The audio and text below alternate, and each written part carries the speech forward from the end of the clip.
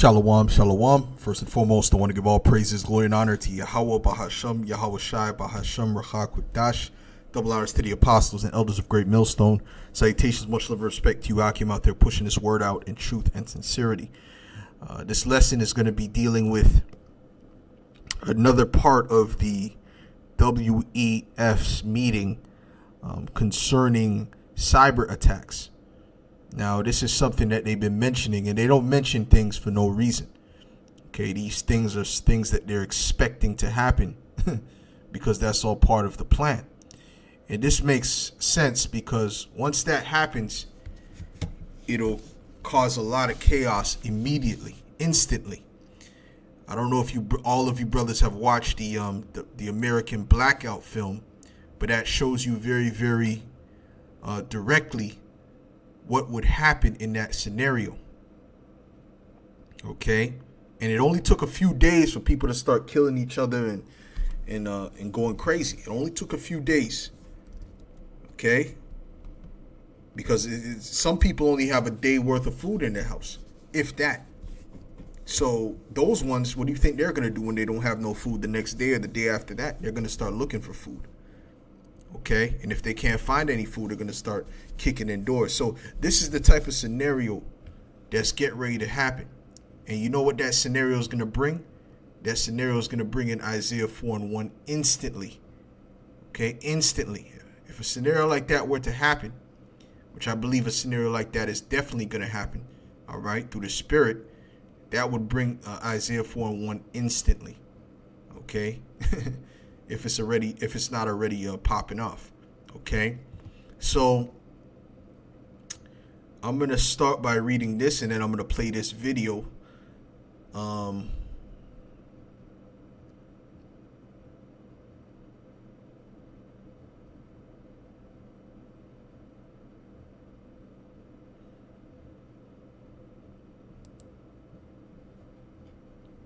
Let's get Amos 6:3, it says, "Ye that put far away the evil day and cause the seat of violence to come near."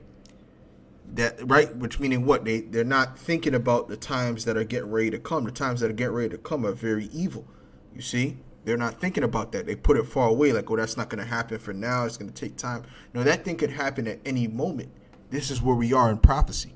Okay, it said that lie upon beds of ivory and stretch themselves upon their couches, and eat the lambs out of the flock, and the calves out of the midst of the stall, that chant to the sound of the viol, and invent to themselves instruments of music like David. You know, they want to be rappers, they want to be singers.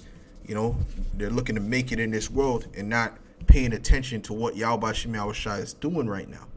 Okay, it says that drink wine in bowls and anoint themselves with the chief ointments, but they are not grieved for the affliction of Joseph.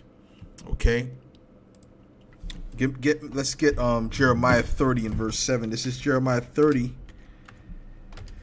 I'll start at verse 5 actually. All right, this is Jeremiah 30 and verse 5. It says, "For thus saith Yahweh, we have heard a voice of trembling, of fear, and not of peace. Ask ye now and see whether a man doth travail with child. Wherefore do I see every man with his hands on his loins as a woman in travail. And all faces are turned into paleness," because it's going to be a very, very fearful time. Okay, the scriptures say because of iniquity, right? Love shall wax cold, man. Because iniquity shall abound, the love of many shall wax cold. Okay, and when you look up that word cold, the word is psycho in the Greek. All right, that's where you get the word psychotic from. These people are going to be going crazy out here. All right, and I've had a vision of these people going crazy, and I know that these people are going to have no pity. They're going to be running like chickens with their head cut off, man. Okay, willing to do anything to get food, to get supplies. All right. It says, "Alas, for that day is great, so that none is like it. It is even the time of Jacob's trouble, but he shall be saved out of it." Okay, the only ones that's going to be delivered out of it is the elect. Okay, So you have to get that understanding as well. So the member, the club that you want to be a member of is the member of the elect.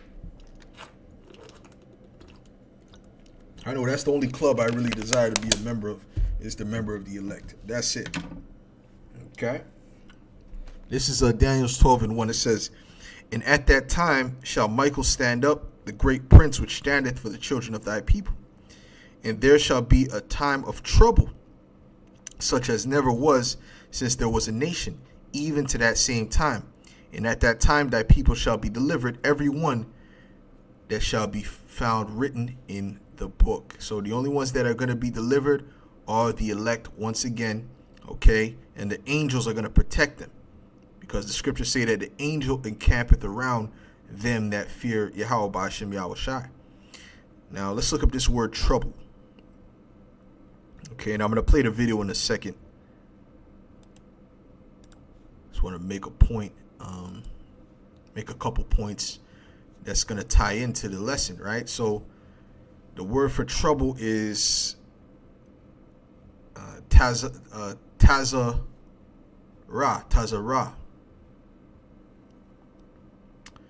which says trouble, distress, affliction, adversity, right? Anguish, right? The scripture that we read prior said that they are not grieved for the affliction of Joseph, which the affliction is get ready to come upon all the nation of Israel. Okay, adversity, anguish, tribulation, adversity, straits, okay, which is a position of difficulty, distress, trouble, vexer, all right, rival wife, because in the ancient world, when you had another wife, or you had multiple wives, they would sometimes they would have a rivalry, so that's what's getting ready to happen.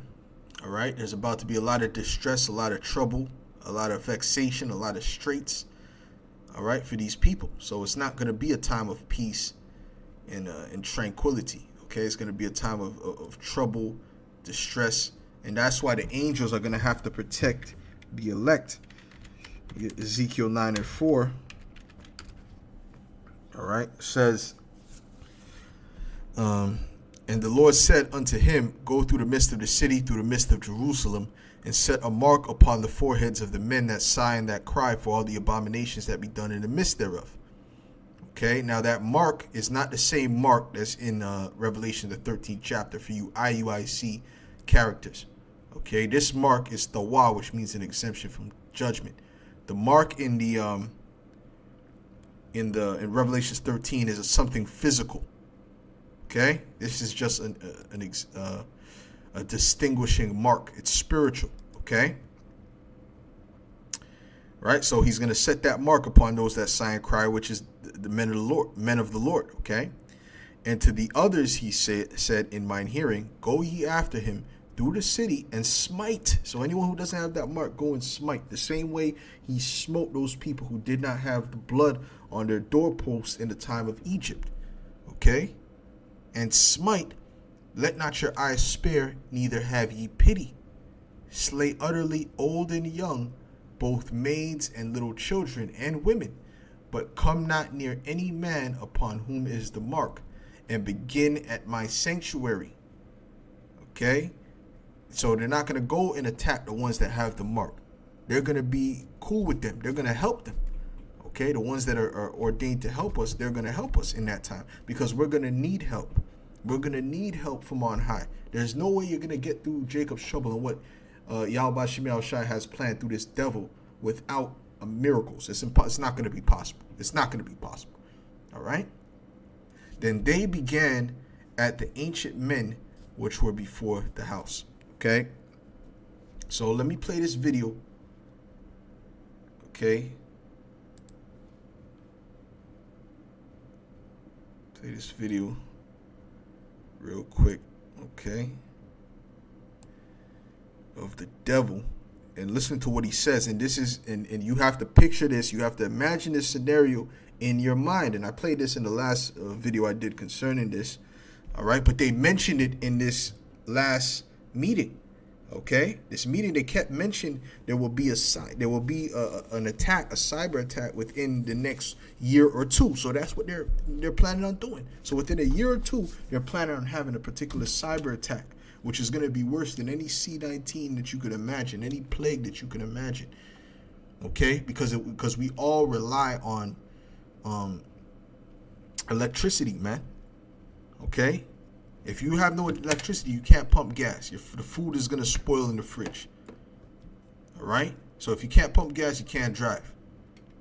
The ambulance is not going to be in service. The police line is going to be off. It's going to be all out chaos instantly. And that's why I said Isaiah 4:1 is going to be activated right away. Then women are going to be looking to attach themselves to a man. Trust me. And trust me, it's gonna switch, and it's gonna be a real sweet,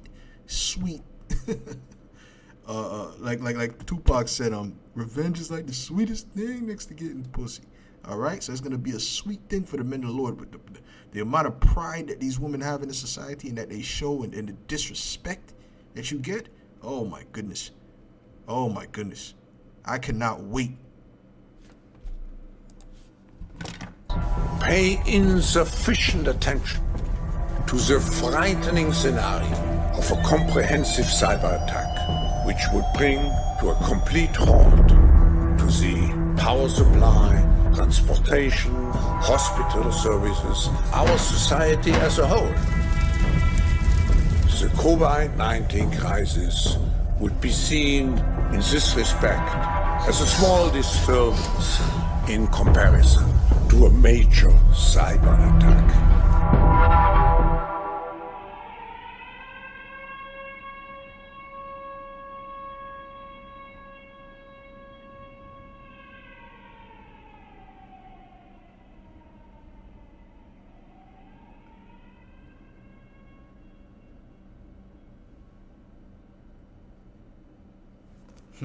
So anyway, so you heard what he said. You heard what he said. That was plain. So let me get Isaiah 4:1. Let me get Isaiah 4:1.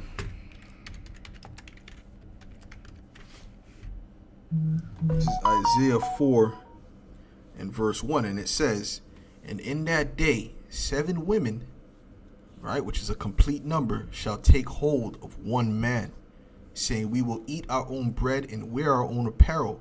Only let us be called by thy name to take away our reproach." And reproach doesn't mean iniquity to you guys out there in Mississippi. It doesn't mean iniquity. Reproach means shame. Okay? That's what it means. Okay? It means their shame. You see? Because only Yahweh Shai is the one that could take away iniquity.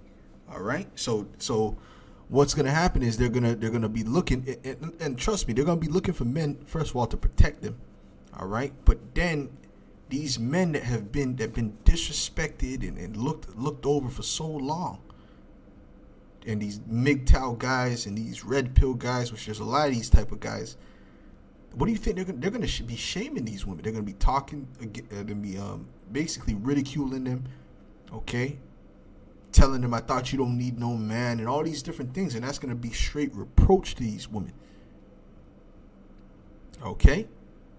Because they thought that they were going to be able to live off of that feminism, but guess what? That can only exist in a first world scenario. When things get rough, that all of that goes out the window. And you women in the West have been so proud and so arrogant with that when it crumbles, you're not going to know what to do. Okay, so that's why they're gonna attach themselves to a man, for the protection and to take away that shame. This is Isaiah 32 in verse 2. It says, "And a man shall be as an hiding place from the wind," which is what? The destruction, the different hell that's gonna be on the earth. All right, and the ones that are not gonna be being destroyed by the hell and things of that nature, and the famine and things like that, is going to be the elect. So they're going to definitely be trying to attach themselves to a man that's of the elect.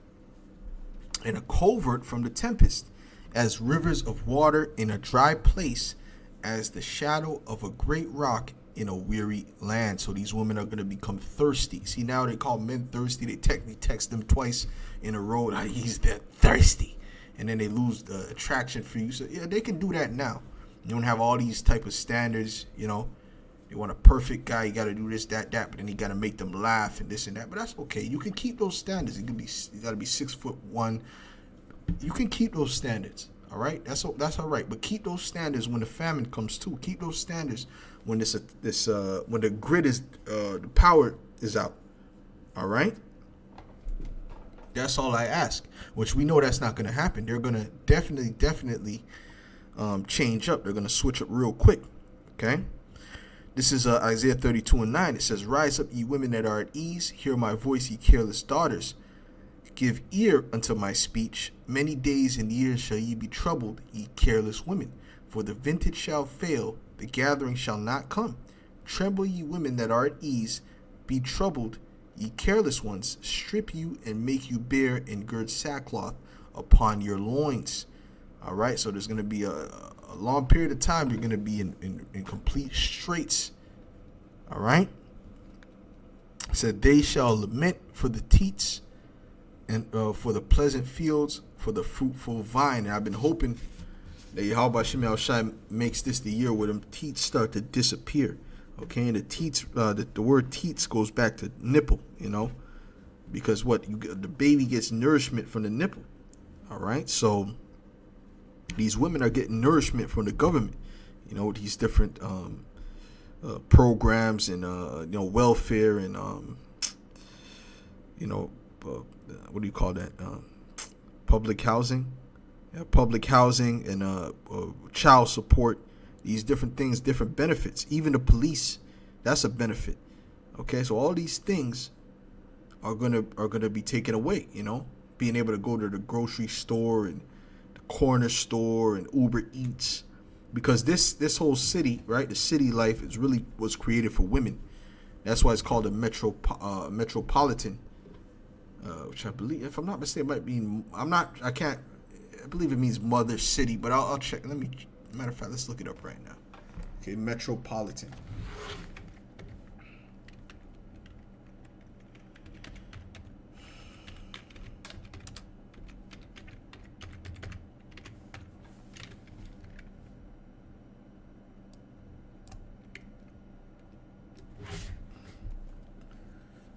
Right. Okay. Metropolitan means comes from the Greek metropolitis, which means citizen of a mother state. Okay. So it goes into like a mother state. All right. So it's for women.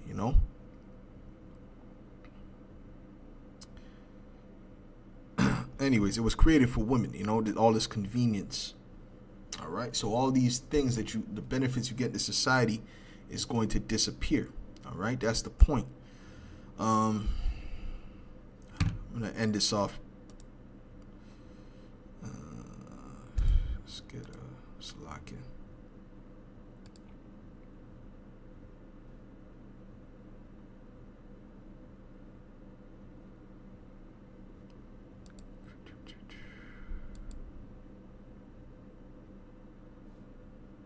Right, this is Right, this is it. 2 Ezra 16 and verse 33. It says, "The virgin shall mourn, having no bridegrooms, and the women shall mourn, having no husbands. Their daughters shall mourn, having no helpers." Okay, so there's going to be a time when they're going to be looking for men. Men are going to become valuable. The Lord said he's going to make a man more precious than the fine gold of Ophir. Okay, and that's speaking of a man of the Lord. But men in general are going to become valuable. Good men, so to speak.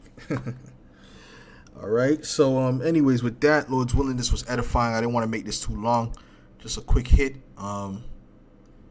So yeah, man. So these things is what Esau, Edom is planning. So with that, I'll say shalom.